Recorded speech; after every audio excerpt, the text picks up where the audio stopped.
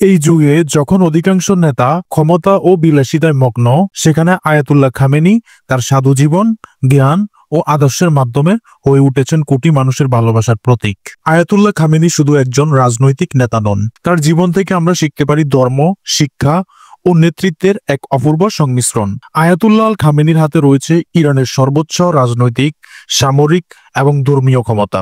তিনি ইরানের সর্বোচ্চ নেতা বা সুপ্রিম লিডার। তিনি হচ্ছেন সশস্ত্র বাহিনীর সর্বাধিনায়ক, বিচার বিভাগের নিয়ন্ত্রণকারী, রাষ্ট্রপতির কার্যক্রম পর্যবেক্ষণকারী, জাতীয় সম্প্রচারের সর্বোচ্চ নিয়ন্ত্রক এবং শুরা পরিষদের নিয়োগদাতা। তিনি ইরানের রাষ্ট্রীয় নীতিমালার চূড়ান্ত সিদ্ধান্তদাতা এবং ইসলামিক বিপ্লবের চেতনার অভিভাবক হিসেবে বিবেচিত।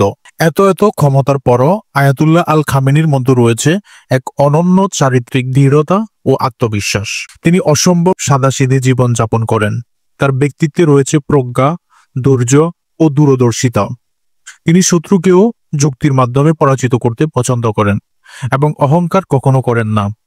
তিনি একজন গভীর চিন্তাবিদ এবং দার্শনিক ব্যাখ্যায় পারদর্শী।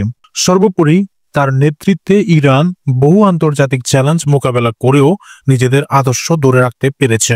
বহু আন্তর্জাতিক চাপ, নিষেধাজ্ঞা ও যুদ্ধের হুমকির মধ্যেও তিনি ইরানকে তার আদর্শ ও মর্যাদার জায়গায় দাঁড় করিয়ে রেখেছেন।